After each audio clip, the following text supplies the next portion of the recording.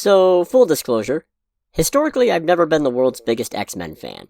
I dabble enough to recognize that most of the Fox movies were a huge waste of potential, but I'm no walking mutant encyclopedia or anything. So, while I do more research on X-Men related topics for the foreseeable future, we're covering a crossover, 2014's Spider-Man and the X-Men. I'm gonna be honest, I've always felt like Spider-Man really ought to hang out with the X-Men more. After all, who else can so deeply understand being hated and feared by an ungrateful populace and enduring constant misery at the hands of an editorially mandated status quo that dictates your life always has to suck because it's more interesting that way? I rest my case. So Wolverine, who was dead at the time, left a dying request asking Spider-Man to teach a special class at the Jean Grey Institute, and despite Spider-Man's efforts to oblige, he meets a lot of friction from the rest of the X-Men, not only because his own reputation's taken a hit after Dr. Octopus went around pretending to be him, but because he has a secret reason for being there. Prior to his death, Wolverine figured out that there was a traitor at the school, but not their exact identity or who they were working for. He narrowed the mold down to 7 possible candidates: Hellion, Shark Girl, Eye-Boy, Rockslide, Glob Herman, No Girl, and Ernst, and tasked Spider-Man with figuring out which one of them was plotting against the school and why.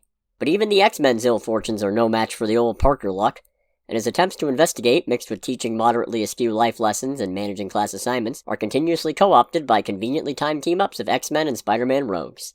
If it's not Sauron and Stegron teaming up to turn Staten Island into the new Savage Land, it's a symbiote brood alliance honing their parasitic potential to perfection to overwhelm Sword and the Shi'ar Imperium. Of course, no epic Spider-Man story is complete without an appearance by the Sinister Six, and this miniseries features a few different iterations. We get the all-new Sinister Six, a team-up of Z-grade Spidey villains whose leader and most notable member is famous Nazi-made-of-bees Swarm. The Sinister 66, a bunch of hard-light projections designed to keep Spider-Man and his class trapped on the television network hell that is Mojo World.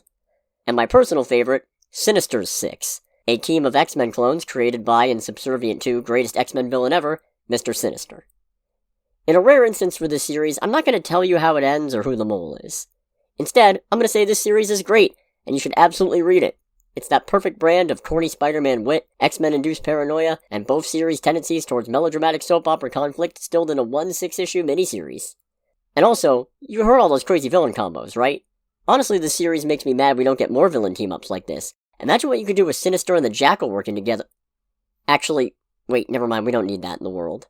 Next week, we're taking a look at one of the most well-known, yet perpetually underrated leaders of the X-Men, Scott Summers, aka Cyclops, and his weirdly tangled family tree.